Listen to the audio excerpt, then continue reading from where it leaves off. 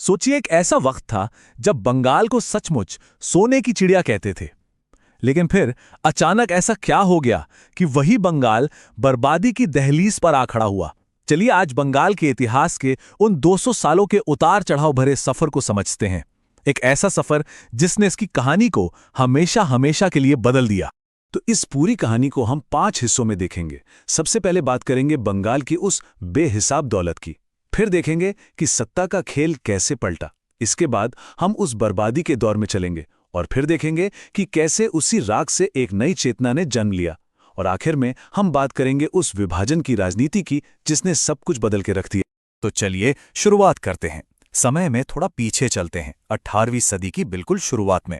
ये वो जमाना था जब बंगाल की दौलत और उसकी शान के चर्चे पूरी दुनिया में थे। जरा सोच कर देखिए, उस वक्त का बंगाल मुगल साम्राज्य का खजाना हुआ करता था, मतलब सबसे अमीर सूबा। यहाँ का रेशम, सूती कपड़े, चावल, इन सब की डिमांड पूरी दुनिया में थी।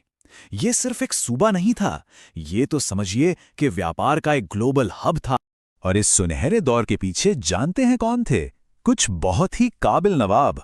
1704 में मुर्शिद कुली खान ने एक मजबूत नींव रखी। फिर उनके बाद आए शुजाउद्दीन खां, जिन्होंने शांति का माहौल बनाए रखा। और फिर आए अली वर्दी खां, जिन्होंने बंगाल को बाहरी हमलों से महफूज रखा। लेकिन जैसा कि होता है, इतिहास की हर अच्छी कहानी में एक मोड़ आता ही है। और बंगाल के लिए भी वो मोड़ अब आ चुका था। एक ऐसा मोड़ जो उसकी किस्मत को हमेशा के लिए बदलने वाला था। तो सवाल सीधा सा है, वो सोने की चिड़िया कहलाने वाला सूबा आखिर इतनी जल्दी बिखर कैसे गया? कहां पर चूक हो गई? आखिर हुआ क्या था?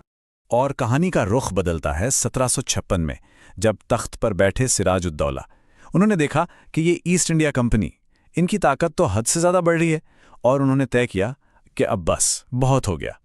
और इसी टकराव का नतीजा था 1757 की प्लासी की लड़ाई। एक ऐसी लड़ाई जहां हथियार तो चले ही, लेकिन उससे ज्यादा धोखा चला और सिराजुद्दौला हार गए। पर कहानी यही खत्म नहीं हुई।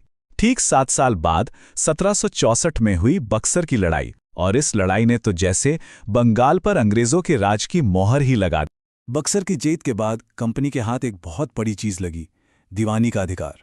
इसका सीधा सा मतलब था बंगाल, बिहार और ओडिशा से टैक्स वसूलने की पूरी पावर। तो अब नाम के लिए तो नवाब थे, पर असली तिजोरी की चाबी कंपनी के हाथों में थी। और बस यहीं से शुरू हुआ बंगाल का वो अंधा कुआं, वो अंधेरा दौर, जिसने वहां के लोगों को, वहां की अर्थव्यवस्था को पूरी तरह से तबाह करके रख दिया। सोचिए, सत्ता बदली ही थी कि बस कुछ ही सालों में 1770 में बंगाल ने इतिहास का सबसे भयानक अकाल देखा। कंपनी की जो लालची नीतियां थी ना, उन्होंने इस आग में घी डालने का काम किया। और नतीजा ये हुआ कि लाखों लोग भूख से तड़प तड़प कर मर गए। इसके बाद 1793 में एक और कह सकते हैं कि विनाशकारी पॉलिसी आई। नाम था स्थायी बंदोबस्त। इस एक कानून ने रातों रात जमींदारों को जमीन का असली मालिक बना दिया, और जो किसान सदियों से उस जमीन पर खेती कर रहे थे, वो अपनी ही जमीन पर मजदूर बन गए। और इसका असर बहुत ही भयानक था। किसानों पर जुल्म बेहिसाब बढ़ने लगे। गांवों का जो सामाजिक ताना बाना था वो टूटने लगा, और बंगाल की जो थोड़ी बहुत दौलत बची थी वो भी धीरे धीरे खत्म हो गई। तो अब फर्क बिल्कुल साफ दिखता है। एक तरफ नवाबों का राज था, जहां समृद्धि थी, खुशहाली थी, और दूसरी तरफ कंपनी का राज, जहां सिर्फ बर्बादी, जुल्म और भूखमरी थी। लेकिन एक कहावत है ना कि रात चाहे कितनी भी गहरी क्यों ना हो, सुबह जरूर होती है। बंगाल के लिए भी कुछ ऐसा ही हुआ। इसी बर्बादी और तबाही की राख से एक नई सोच, एक नई चेतना ने जन्म लिया। 1857 का वो महासंग्राम, उसने ब्रिटिश हुकूमत की नींव हिलाकर रख दी।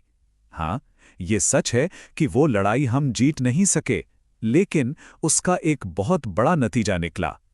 ईस्ट इंडिया कंपनी का राज खत्म हो गया, और भारत पर अब सीधा ब्रिटिश क्राउन यानी ब्रिटेन की महारानी का शासन हो गया। और जानते हैं, इसी बदले हुए माहौल में बंगाल में एक बौद्धिक क्रांति की लहर दौड़ गई। राजा राम मोहन राय, ईश्वरचंद्र विद्यासागर, रविंद्रनाथ टैगोर, इन जैसे महान विचारकों ने समाज को बदलने का बीड़ा उठाया। उन्होंने शिक्षा पर जोर दिया और लोगों के दिलों में देश प्रेम की एक नई लौ जलाई।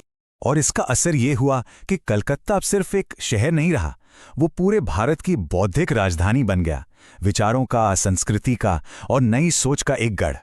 अब हम कहानी के सबसे सबसे अहम मोड़ पर आ पहुंचे हैं। बंगाल में राष्ट्रवाद और देश प्रेम की लहर दिन ब दिन तेज हो रही थी और ये देखकर अंग्रेजों ने अपनी सबसे पुरानी और सबसे खतरनाक चाल चली, डिवाइड एंड रूल, यानी बांटो और राज करो।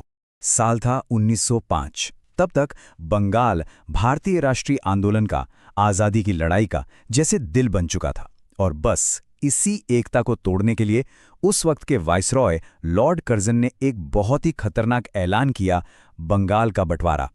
और बंगाल का ये बंटवारा ये सिर्फ जमीन पर खींची गई एक लकीर नहीं थी, नहीं, ये आधुनिक भारतीय राजनीति में एक ऐसा मोड़ था, एक ऐसा जख्म था जिसका असर शायद आज भी कहीं ना कहीं महसूस होता है।